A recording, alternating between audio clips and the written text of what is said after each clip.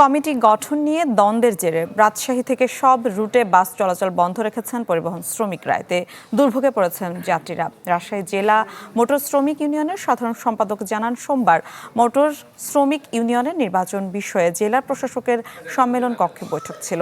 সে সময় নির্বাচন পরিচালনা কমিটিতে বাস মালিক সমিতির একজন প্রতিনিধি রাখা নিয়ে বাক বিতণ্ডা ও হট্টগোল হয়। এ নিয়ে শিরোইল বাস টার্মিনালে চরম উত্তেজনা তৈরি করেন শ্রমিকদের এক পক্ষ। এরপরই নিরপেক্ষ সুষ্ঠু নির্বাচন পরিচালনা কমিটি গঠন না করা পর্যন্ত সব রুটে বাস চলাচল বন্ধের ঘোষণা দেওয়া হয়। তবে চলাচল করছে বিআরটিসির বাস। ডিজাইন, এলিগেন্স, বিউটি, সেরা পণ্য সবার জন্য জেভিকো। দর্শক, এ নিয়ে আরো জানাতে রাজশাহী থেকে আমাদের সাথে যুক্ত হচ্ছেন সহকর্মী আবরার শায়ের। আবরার, সব রুটেই বাস চলাচল বন্ধ, যাত্রী ভোগান্তি নিশ্চয়ই খুব বেশি দেখছেন। নতুন করে পরিবহন শ্রমিকরা কিছু জানিয়েছেন কিনা?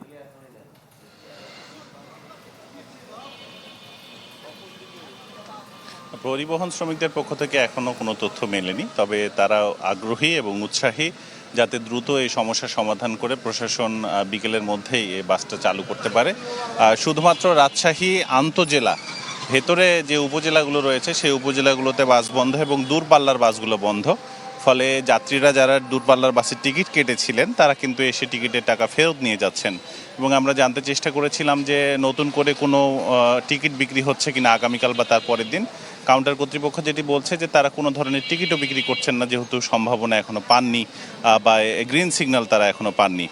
আর আমরা খবর নিয়েছি নাটোর থেকে মূলত ঢাকাগামী যে বাসগুলো সেগুলো যথারীতি চলাচল করছে। চাঁপাইনবাবগঞ্জতেও রাজশাহী বাস মালিক শ্রমিক যারা রয়েছেন তারা চিঠি পাঠিয়ে সেখান থেকেও বাস বন্ধের একটি নির্দেশনা দিয়েছেন। তবে চাঁপাইনবাবগঞ্জে বাসগুলো চলছে, তাদের আন্তজেলা যে বাসগুলো রাজশাহী থেকে বন্ধ রয়েছে। এছাড়া শহরের মধ্যে আমরা যে বাসগুলো চলতে দেখছি সেটি মূলত বিআরটিসি বাস এবং রাজশাহী বিশ্ববিদ্যালয়ের যে বাসগুলো রয়েছে সেগুলো। ফলে যাত্রীদের কিছুটা ভোগান্তি রয়েছে।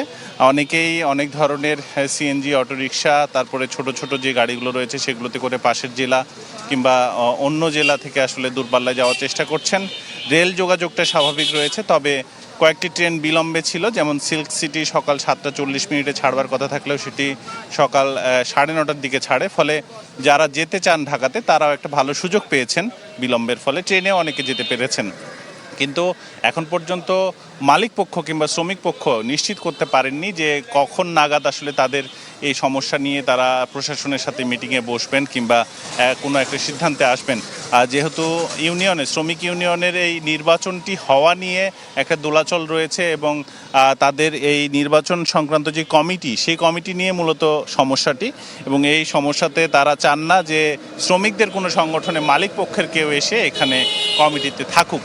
ফলে প্রশাসনও আসলে বসতে চাইছেন, তবে কখন নাগাদ আসলে তাদের যেই মিটিংটি রয়েছে তিন পক্ষের সেটি এখন পর্যন্ত বলা যাচ্ছে না। তবে যতখানি জানা যাচ্ছে আবছা আবছা যে আজকে বিকেলের মধ্যে একটি সিদ্ধান্তে তারা আসতে চান এবং শ্রমিকরাও আগ্রহী এই বিষয়টাতে। তবে একটি বিষয় বলে রাখি, আসলে শ্রমিক পক্ষের যে দুই বিভক্ত হয়ে গেছেন তাদের মধ্যে কিন্তু কেউ ধর্মঘট বিষয়টি বলতে চান না। তারা যেটি বলছেন যে তারা কর্মবিরতিতে রয়েছেন দাবি আদায়ের জন্য, এবং যত দ্রুত আসলে এই নির্বাচন সংক্রান্ত কমিটি করা হবে এবং নির্বাচনের ডেট দেওয়া হবে তারা তত দ্রুত এই ধর্মঘট বা তাদের যে কর্মবিরতি সেটি তুলে নিয়ে আবারও বাস চলাচল শুরু করবেন।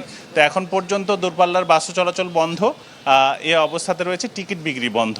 এ ছিল আমার কাছে। জি, ধন্যবাদ আপনাকে।